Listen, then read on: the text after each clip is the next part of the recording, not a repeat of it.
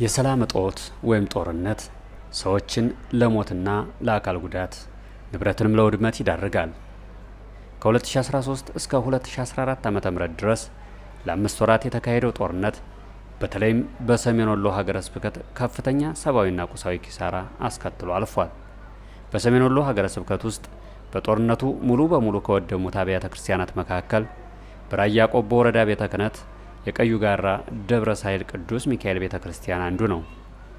የደብሩ ሰበካ ጉባኤና ምእመናን ቀድሞ በግንባታ ላይ እያለ ሳይጠናቀቅ የፈረሰውን መማፀኛና መጠጊያ ቤተ ክርስቲያናቸውን መልሰው ለመገንባት ከብፁዕ አቡነ ኤርምያስ የሀገረ ስብከቱ ሊቀ ጳጳስ ቡራኬ በመቀበል እንዳግዟቸውን በመጠየቅ ወደ ስራ ገብተዋል።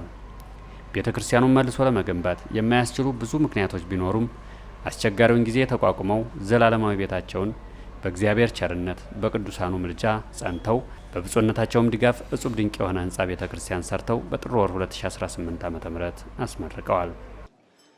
እንግዲህ በዚህ በ2013 ሐምሌ ጀምሮ እስከ 2014 ታኅሳስ 9 ድረስ በነበረው ጦርነት ከፈረሱብን ከባድ መሳሪያ ከወደቀባቸው አብያተ ክርስቲያናት ዝርዝር አንዱ ነው የቀዩ ጋራ ቅዱስ ሚካኤል ቤተ ክርስቲያን። እንዳሁኑ ደግሞ የደብረ ሳይል ቀዩ ጋራ ቅዱስ ሚካኤል ቤተ ክርስቲያን። በነበረው ሀገራዊና አካባቢያዊ ጦርነት በዲሽቃና በሞርተር በከባድ መሳሪያ ፍንጣሪ ተመትቶ እንደገና በብፁዕ አቡነ ኤርምያስ ዶክተር የሰሜን ወሎ ሀገረ ስብከት የደቡብ ወሎ የከሚሴ አህጉረ ስብከት ሊቀ ጳጳስ የቅዱስ ላሊበላ ገዳም የበላይ ጠባቂ የቅዱስ ሲኖዶስ አባል አነሳሽነት በብር 1,603,000 ድጋፍ በማድረግ ስራው ተቋርጦ እንዳይቀር በመደገፍና አይዟችሁ በማለት የሀገረ ስብከቱና የወረዳውን ቤተ ክህነቱን የስራ ኃላፊዎችን በቦታው ድረስ በመላክና በመቆጣጠር በ625 ካሬ ሜትር ላይ ያረፈና ግሩም ድንቅ የሆነ ህንፃ ቤተ ክርስቲያን ተሰርቶ በአይነ ስጋ ለማየትና በእጃችን ለመዳሰስ ስላበቃን ለድንግል ማርያም ልጅ ለልዑል እግዚአብሔር ክብር ምስጋና ይግባው። ይህን ችግር በሚዲያ ነግሬያለሁ። ብዙ አብያተ ክርስቲያናት መፍረሳቸውን፣ ብዙ ምእመናን በሞት መታጣታቸውን፣ ብዙ ምእመናን የአካል ጉዳተኛ መሆናቸውን እና ይህን ስናገር ከሰሙት አንዱ ብፁዕ አቡነ ናትናኤል ናቸው።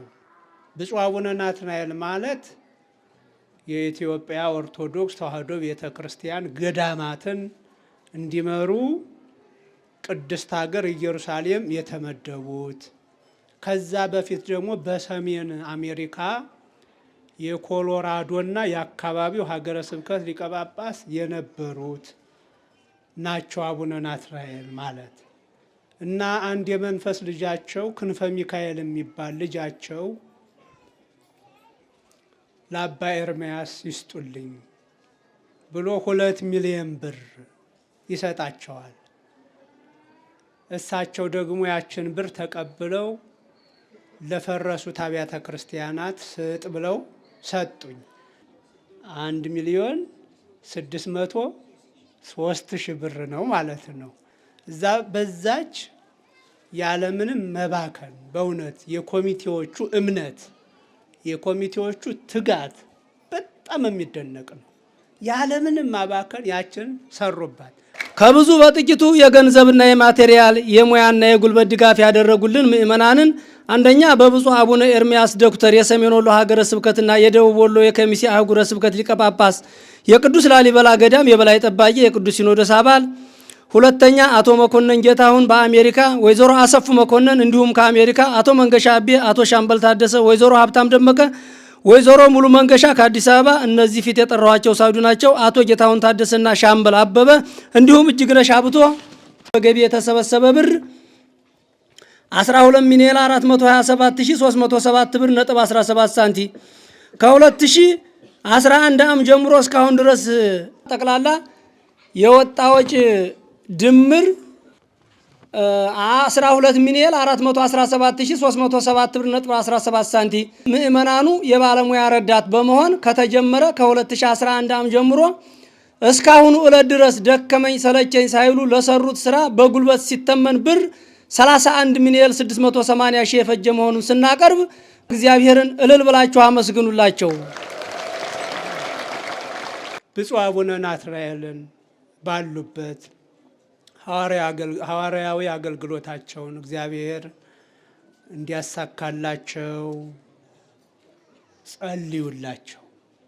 ክንፈ ሚካኤል የተባለውም ልጃቸው በስጋም በነፍስም እንዲጠቀም ጸልዩለት።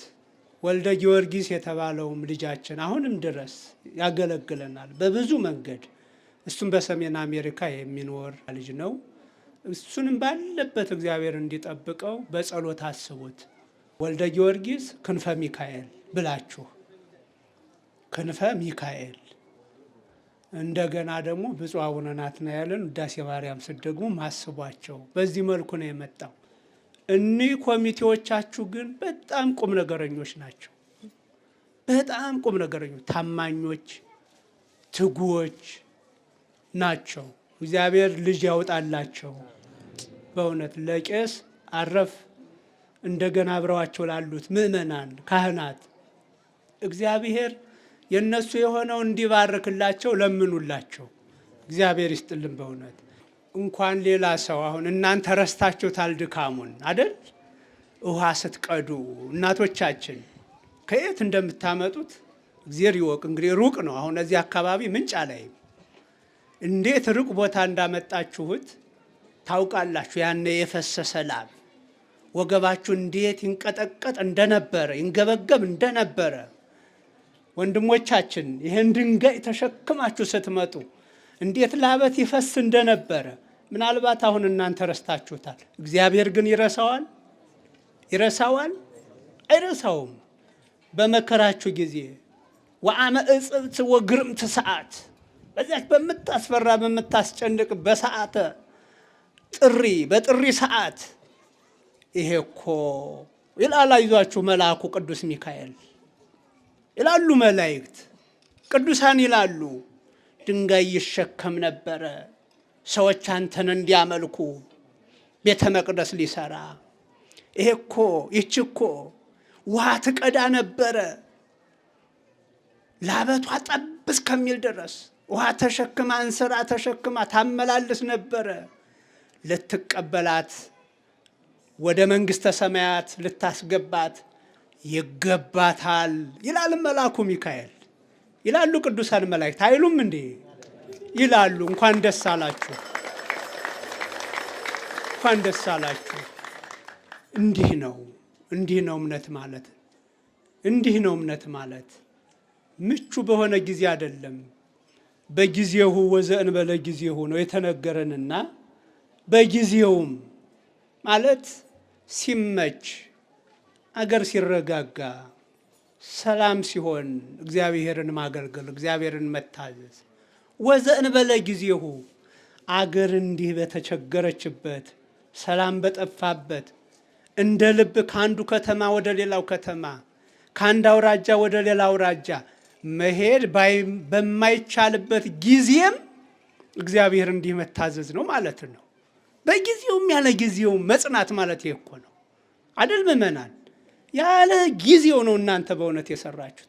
ምንም ምቹ ባልሆነበት ምቹ የሆነ ጊዜ ምቹ የሆነ ነገር በሌለበት ሰዓት እንደው ቅዱስ ጳውሎስ በሰጠው መመሪያ መሰረት የኛ አገልግሎት ዘመን ይሄ ነው፣ እኛ ይሄን ስራ ልንሰራ የተፈቀደልን በዚህ ዘመን ነው ብላችሁ በማይመች ሁኔታ ውስጥ ሆናችሁ ይሄን ቤተ መቅደስ ሰርታችኋልና ይሄ ድካማችሁም አይረሳምና ወቅቱ ማን እንደሆነ እግዚአብሔር አይረሳውምና የዚህን ሁሉ ዋጋ በስጋም በነፍስም ይሰጣልና ዋጋችሁ ብዙ ነውና እንኳን ደስ አላችሁ፣ እንኳን ደከማችሁ፣ እንኳን ላበታችሁ ተንጠፈጠፈ፣ እንኳን ሲሚንቶ አወካችሁ፣ እንኳን ድንጋይ ተሸከማችሁ። በዚህ በኃላፊው ዘመን በኃላፊው ሰውነታችሁ የማያልፈውን ዓለም ለመውረስ የማያልፈውን ቤት ለማግኘት መነሻውን እንጂ መጨረሻውን የማናውቀውን ዓለም ለመውረስ እንኳን ይሄን አደረጋችሁ። ደስ ይበላችሁ። በእውነት ያሳሰባችሁ ያስጀመራችሁ እንዲህም ያስፈጸማችሁ ማን ይመስገን? ማን ይመስገን? እግዚአብሔር ይመስገን። በእውነት በብፁዕ አቡነ ኤርምያስ ቡራኬ ቅዳሴ ቤቱ ቢከበርም መንበር ቀቤትና መገልገያ ንዋየ ቅድሳት አለመሟላታቸውና ዙሪያውን በአጥር አለመከለሉ እንቅልፍ ነስቷቸዋል። የደብሩ ምዕመናን በጉልበታቸውና በገንዘባቸው ሕንፃ ቤተ ክርስቲያኑን ቢሰሩም ቀሪ ስራዎችን ለማጠናቀቅ የአቅም ውስንነት ስለገጠማቸው አግዙን እያሉ መንፈሳዊ ጥሪ አስተላልፈዋል።